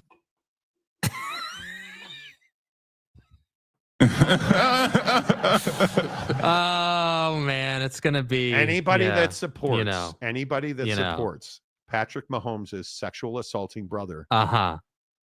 Sliding down the totem pole a little bit. Uh-huh. Right. If there is justice, the scumbag Kansas City Chiefs will lose. Yeah. But I hope so. And I hope that when they do lose, that Kansas City fans burn down the QTs there. that every roller stay hard. That every roller melts down, and you see the green and blue smoke from the bacteria evaporating up into the ozone layer. Yeah, that's what it is. Because that's what the scumbag Kansas City Chiefs deserve. Right. Every QT burns down. All the fountain soda, that all of the bacteria and the disgusting viruses that live on those rollers. Viruses. The coronavirus. Dude, you really don't think you're getting no. The physiologically it's a non-starter. The quad virus. They have the sniffles. Herpes. Right. It's on the roller at QT in Kansas City. It is what it is. Tell me I'm wrong. Right. David Persons, will Jerry Jones pay me $10 million to kick field goals? Not if you're not Not if you're not Justin Tucker. Okay, maybe not. How about $1 million to not kick field goals? Justin Tucker. You mean Justin Tugger? Tugger. Yeah. I mean, have you guys seen what he looks like right now? You know, if you don't know what's coming. Justin Tugger. Tugger. Yeah. What's the question? Here's your guy right here, Justin Tugger. I know where your eyes are, you sickos. Anyway, the point is, when you ask them that question, you may get a very unusual answer. Yeah. You know, I mean, my guess is that the Kansas City Chiefs will get some of the tariffs that are not being instituted on.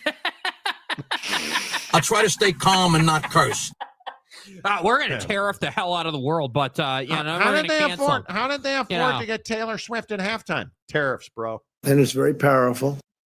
You know what I won't be having? Avocados or guac. But if we get trashy, my wife's going to want chicken tenders. If we get mac salad from Mo Betters. More Betters. Where the sinners go. Yeah, Mo Betters. Yeah, dude, their mac salad is A1. I would be down for trashy Mexican food. I am making it at the house or just getting it. Probably getting it. I don't want to cook on Super Bowl Sunday. Yeah. Unless it's pizza. Right. But such as in you know, the Hawaiian golfer, you guys are already too deranged about the cheats for it only being Tuesday. Y'all won't make it through the week. Dude, I know. Probably not. Probably not, dude. Probably not. You know, we if you keep making comments like that, we may just take Friday off. I mean, if that's how it's going to be. You know. Yeah. I think it is very interesting that the Chiefs get that many calls. Yeah. And people still want to deny it. I mean, I just think it's difficult to deny it when you have video evidence. I mean, the A ton of video evidence. The Xavier Worthy catch that shouldn't have been a catch and the Josh Allen first down that wasn't are the two plays that I look at where I'm like, hey, dude, like it's video evidence. It is clear that he is past the line. And obvious. Yeah. Like it's not like, oh, I can't see the ball in the body. He's like, can't tell if he crossed the line or whatever. It was clear he was past. And listen, I understand if you were at Gay High and you were like, holy cow. Okay, I totally get why at Gay High you were excited about being at. Is there anything likable about the cheats? Like even the Swelsey story is so played, right? And the asshole Kelsey brothers totally played out. Okay, I don't know if they're assholes, but that fits into my narrative to say that. Like scumbag, Patrick Mahomes and his sexually assaulting brother. Mm-hmm. Patrick isn't a scumbag. He's actually a good human being. Anyway, the point is his wife's annoying as hell. Right. But like Andy Reid in the chef's commercial, like Andy Reid and the fat jokes in the State Farm commercial, like it's all played out. Yeah. Kansas City and the scumbag Kansas City Chiefs just go back to irrelevancy. Do you prefer, or did you prefer the evil empire vibes from the Patriots dynasty? Yeah, because Tom Brady's a better quarterback than scumbag Patrick Mahomes. We all and remember his the tuck sexual rule assaulting brother, and deflating the balls and all of that. The tuck rule was not a rule; it was called a fumble. Greg Biekert, the great number 54 of the Oakland Raiders. I'm a man. The recovery, the absolute domination by Rich Gannon. The Raiders. Like an autumn wind blowing through a snowstorm. Beat the Patriots. No. Only the NFL wanted the scumbag Kansas City Chiefs to win, so they called unnecessary roughness against the Texans. Yeah, I'm not talking about that. When Patrick wasn't hit. And no, it wasn't Aziz. The sleaze Alshire, as people call him. Yeah. There's so many good, like the Kansas City Cheats. Yeah, Gayha. The sleaze Alshire. Right. Gayha Field. Monty, you start, it's G-H-A. I know it's G-H-A. Right, we know what the name is, dude. Gayha is far more enjoyable.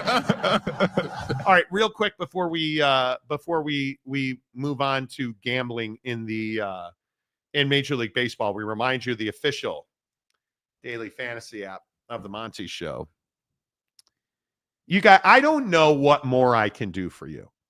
I'm making you money. You owe me a cut of your winnings on Prize Picks. Do you guys understand how dominant it is? Like, I am so dominant that when I look at my app, I'm like, Whoa, dude, I thought you were going somewhere else dude, there for a minute. You're so look at how dominant you are. Stay hard. Look how dominant you are on Prize Picks. Wow. Look at just how amazing you are. Just incredible, bro. My God. Look how dude. amazing you are. Daddy. Wow. Last night. It's another example. The downtrodden can't trade for nobody. Golden State Warriors. Right? Like, am I taking Paolo Banchero on a 36-point number? No, we're not. But am I taking Andrew Wiggins on a 26.5-point number? Yes. 26.5 points, rebounds, and assists. My guy Wiggs got me your guy. He got me 29. He got me 29. And then when you go to the beloved, the absolute, speaking of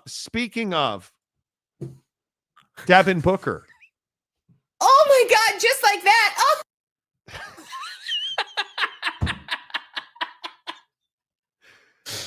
Book last night on a 41.5-point number. Wet like I'm booked. He only got me 41, so I lost on Devin Booker. I have been a rich man and I have been a poor man. The 41.5, and he landed on 41. But all-time scoring record for the Suns now. Nobody cares. And then I would like to point out that I did something. I need to take the bulge off the screen. The Jazz and the Pacers. Dude, I swear to God, if you took a Jazz man last night, bro. Walker Kessler, 15 boards. 11.5 rebounds.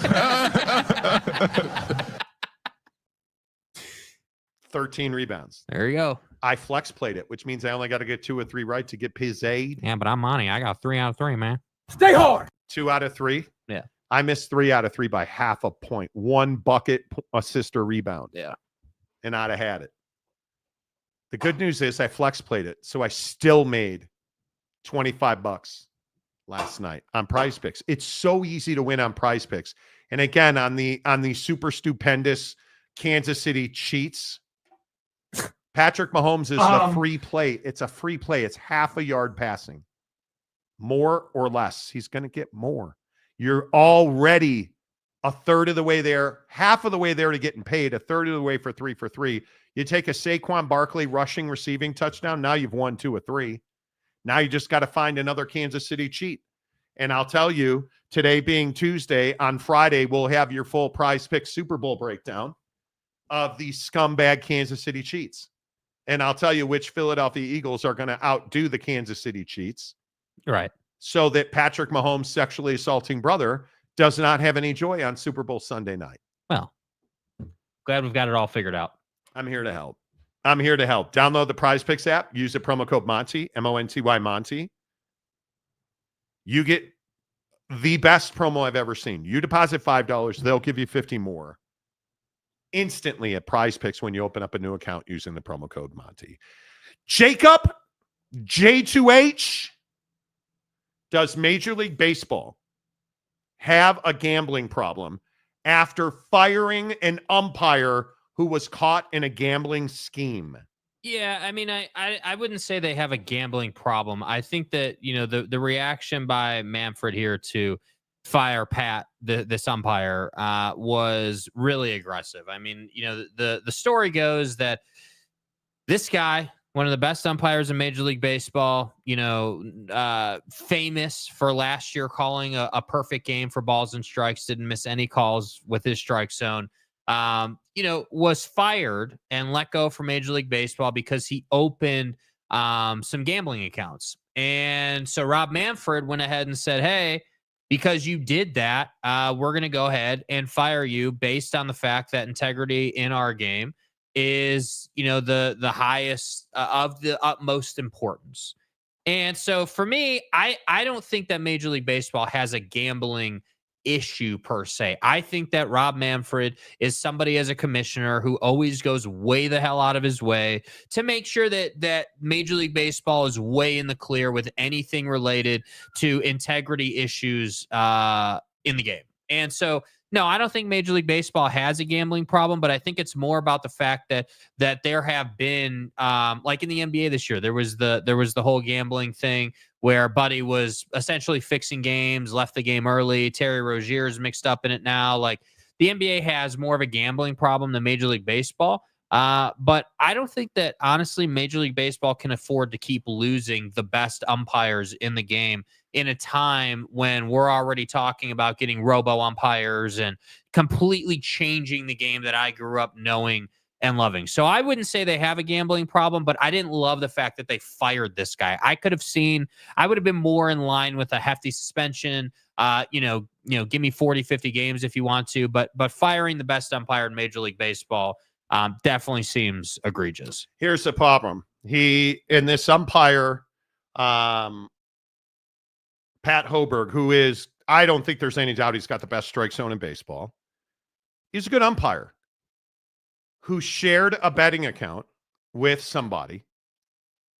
And the issue is that account bet on baseball. And the issue is there's no evidence that Hoberg bet on baseball. Yeah, because he deleted text messages that were germane to the investigation. Mm-hmm. So not only did you co-own a gambling account, allegedly, you deleted text messages that had vital information to the investigation. So you didn't cooperate. You were involved in a gambling account. They can't keep you. They have to fire you. Baseball said Hoberg adamantly denied betting on baseball directly or indirectly. Rob Manfred saying there was no evidence that Hoberg directly bet on games or manipulated the outcomes of any games in any way. Then why'd you fire him? In its statement, MLB said it fired Hoberg for failing to, quote, uphold the integrity of the game, and that he, quote, should have known that his friend, a professional poker player, had bet on baseball from the shared account.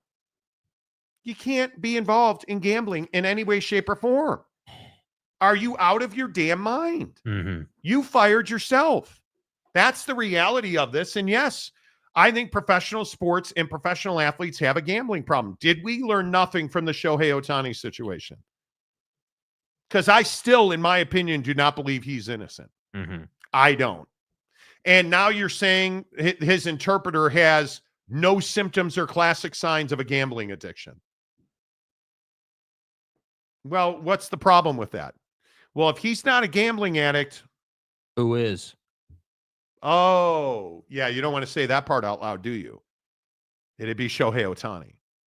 That's, in my opinion, the inference there. Yeah, for sure. No, Baseball doesn't have a nothing burger gambling problem. They have a massive gambling problem. Pete Rose, Shohei Ohtani, Pat Hoberg, you name it. Do you understand what we never found out about?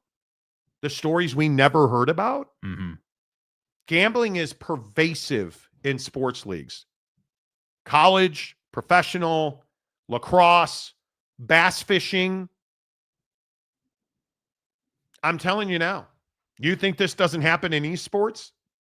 Yeah. You think Jonte Porter was a one-off? Look at Terry Rozier. Yeah. Who by all accounts did nothing wrong, nor did he. Because now he's implicated. He's dirty. I don't know how you get away from this in sports. I think you have to drop the hammer on anybody who even got crop dusted by a gambling scandal. Yeah, my problem is that you're more than happy to drop the hammer on Pat, but you're not going to drop the hammer on Shohei Ohtani. And that's my problem. And I think that certainly, the issue here is that in your statement, you said that Pat, there was no evidence that Pat gambled or affected the outcomes of games or anything like that. Yet here we are firing this dude. And let's be really clear, ending this dude's career because you don't want the inference that you have integrity issues. And you're saying that you fired him because he deleted those text messages, but then on the other hand saying there was no evidence. So which is it? And this is my problem. I'm not saying that Pat's not dirty. Yeah, what are you thinking? You're one of the best umpires in Major League Baseball. Why would you go anywhere near that? You have your whole, like, let's be, and this is why I always say, I feel like I'm beating a dead horse here, but all these dudes don't seem to appreciate the fact that their entire life is laid out in front of them. All you got to do is travel around the country, umpire baseball games, and you're going to be a millionaire the rest of your life. How hard is it, dude? It's not that difficult. How freaking hard is it to do this job? And for you, specifically, Pat, you did it at a really high level. You are what the game needed more of. More, like super sharp, great strike zone umpires. Yet here we are once again talking about the best in the game being involved on some level with gambling. I would not have fired Pat myself. I would have suspended him heavily. I would have said, hey, there's no evidence that you fixed a game, let's say, or that you altered the outcome of a game, or you profited from any gambling behavior or activity. So being that there's no evidence of that, but you do have the shared account and you did delete text messages, we're going to go ahead and suspend you 80 games or whatever the number is. But now, what do I always tell you? When you're communicating, what device or what app should you be using? Telegram. And why is that? Because it's encrypted and secure. What did Pat Hoberg and his gambling friend use? WhatsApp. Guaranteed. No, they use Telegram. Oh, they did use Telegram. Yes. So you can't access the messages. These two would frequently go to games, not baseball, watch sports events on TV together. This professional poker player would stay at Hoberg's home in Iowa.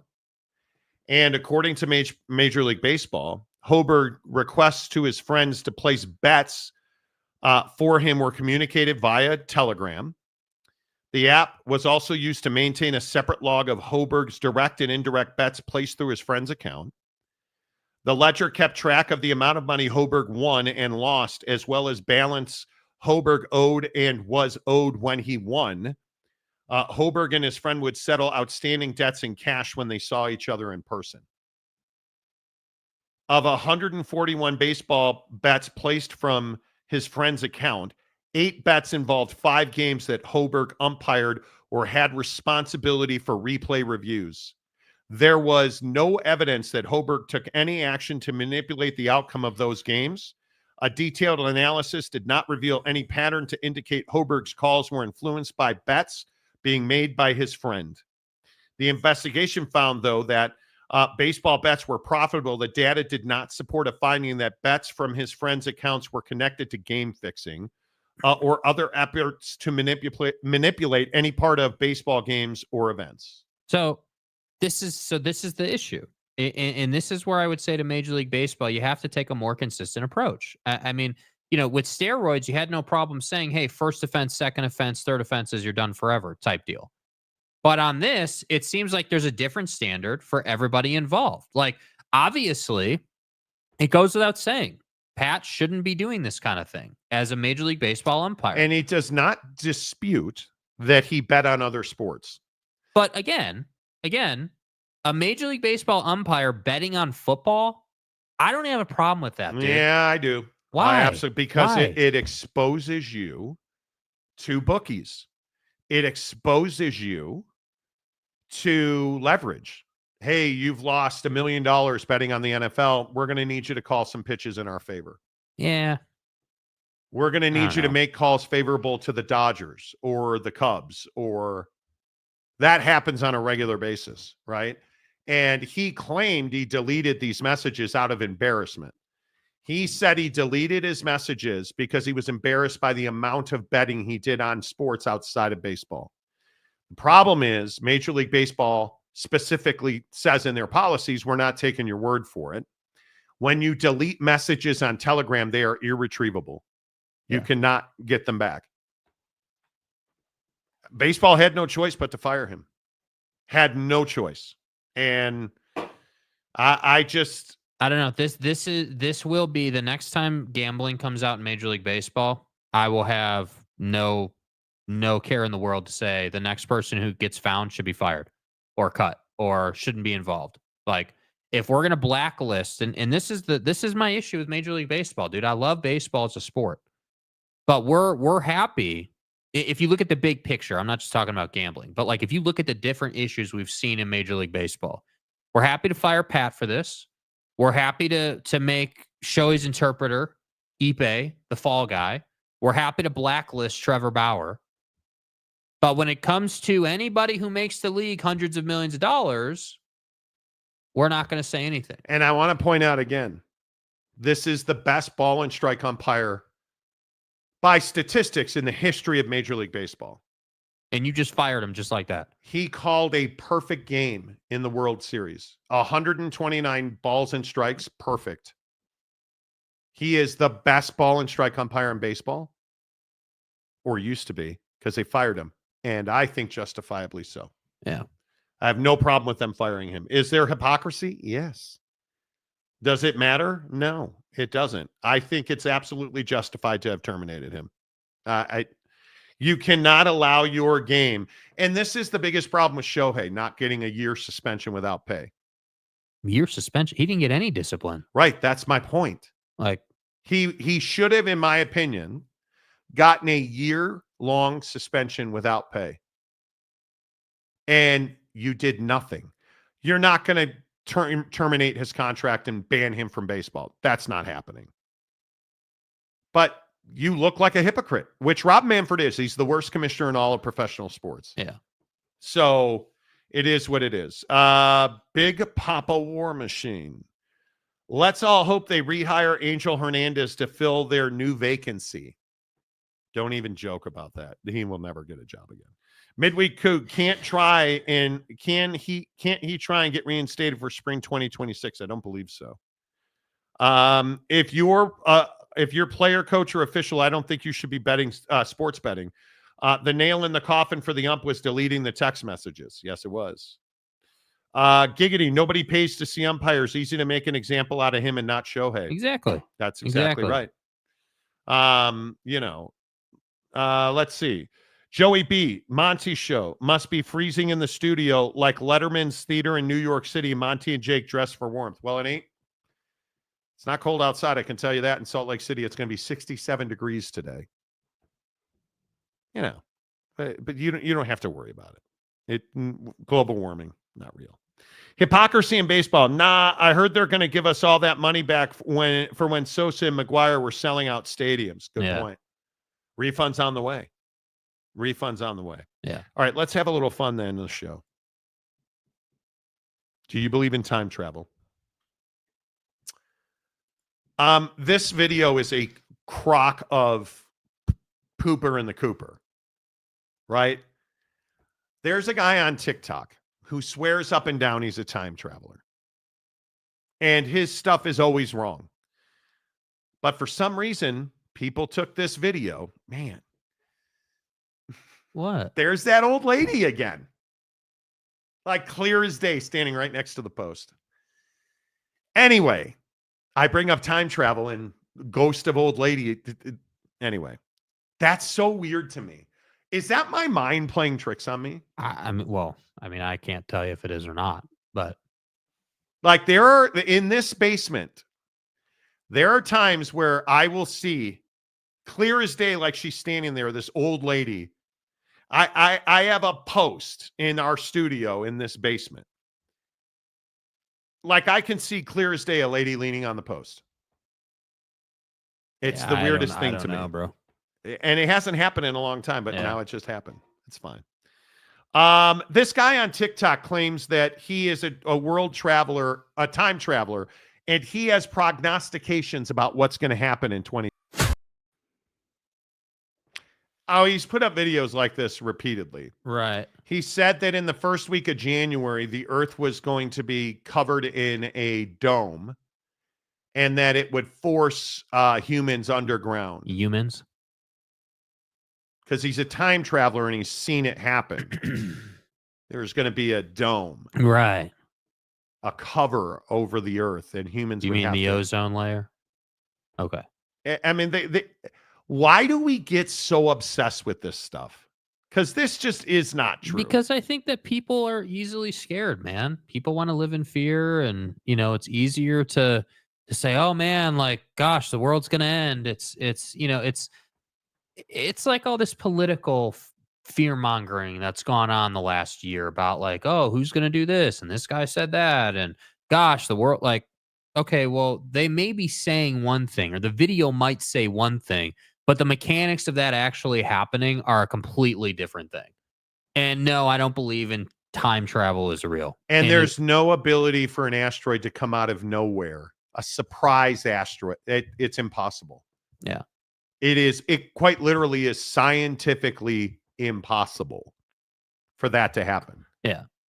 And I just don't understand why people get sucked into these things like it's absolutely true. First of all, I don't believe that time travel is real, number one. Number two, all of the things he's talked about scientifically do not hold up. What an asteroid would do, how that a Category 6 hurricane, 114 degrees outside, like scientifically it does not math. And I'm a big believer in science. If we're talking about asteroids, does the science add up? The global space community tracks every asteroid. And just so you understand, for an asteroid to come out of nowhere would require a cataclysmic event in space.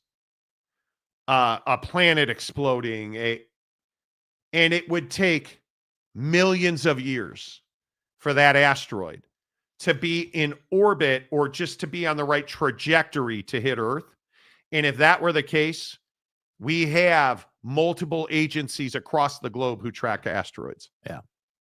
It would be impossible. Yeah. It would be impossible. It just is. All I'm saying is, my question is, why do so many people want to believe this?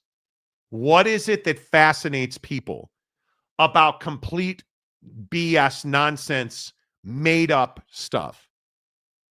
What is it? Yeah. I mean, I think that certain people are enamored by crazy stuff like that happening. Like, oh man, like a zombie apocalypse as an example happening, and all of a sudden your life is just completely shifted into survival, not like just enjoying life, like surviving day to day. Like people obsess over the idea of something happening. And that's why I think that dudes like this do well on TikTok. There was another guy that was the guy that would walk around like empty cities and stuff, and like would say that he was 1,000 years ahead in time, and this is what the world looks like now. And like we've seen empty this before. Streets. Yeah, empty streets, and like, so it just I just think it's funny that people buy into it so heavily. But there's no way to say, I'm sure we've got science nerd in the comment section telling us why time travel is possible, but I just don't buy into it. Yeah, I don't buy into it either. All right, let's get into that comment section. Let's see. He just read Dome by Stephen King and got scared because he thinks it's real. I did what I shouldn't have done. I made him money. I went back and watched a couple of his videos. And one of the things he said is a dome will form around the Earth and humans will be forced to go underground. Right. That was supposed to happen in early January. Okay. NE reminds me of the 2012 scam that the world was going to end. They made a whole movie. Yeah, they did. Yeah, they did. But, who knows? Just throw stuff at the wall and see what happens if he gets one thing remotely right, baby. Well, but the other thing is we're all going to go and watch it, apparently. Yeah. Millions of views. Giggity. Half our country doesn't believe in science, which is wild to me. It's wild to me. In God's name, image, and likeness. What was it? Remember Y2K? Yeah, you guys remember Y2K and Yeah. the world was going to shut down. And Yeah. Sergeant Green, Monty, time travel is real. Okay, I'm not going to jump down the rabbit hole. Don't forget the bugs on Clandathu hurled an asteroid at Buenos Aires. Okay. Okay. Clandathu. Is that the bug killing movie? I can't remember what it was called. His first fault, if an asteroid hit the Earth like a nuclear winter would hit for hit days to follow is very suspicious. The impact that an asteroid would have at that level, you probably are turning the Earth off at that point. Yeah. You're probably having a dinosaur type event. His takes are hot ass, but the video graphics were cool. Hot ass. Okay. JC, no Monty show today due to unforeseen asteroid hit. Exactly right. You know. Fat Jesus, I'm a time traveler, but I can only go to the past. Proof: Luka got traded to the Lakers. The Cowboys beat the Broncos in Super Bowl 12. There you go. Yeah, see? Time travel's real. Capazzo, my Jeezy brother, how are you? The Empire has a planet destroyer running around in space, blowing up planets. Right. Luke, save us. Nuclear winter would kick in so excessive heat in the following weeks is impossible. Truth. JC, Back to the Future, I think number 2 had the best use of time travel. Use it to gamble to rich and get women. Exactly right. Capazzo, Jake, time travel is possible as long as you have 1.21 gigawatts in the DeLorean. Now, a Tesla super truck. Right. My wife and I were sitting at the gym the other day before Blake walked up to us and ruined it.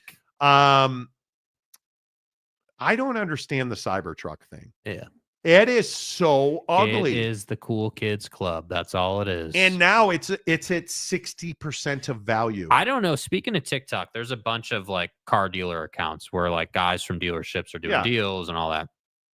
Some of the deals that they're having to put together right now are wild. Like people with, $40,000, $50,000 in negative equity in their car. And like, what are you doing? Do you guys buy into that the United Auto Workers are the ones that killed the tariffs? There's a belief that the UAW, who would have been absolutely destroyed by the tariffs, and they pumped a bunch of money into Trump's campaign. There's a belief that they're the ones that leaned on him to stop the tariffs.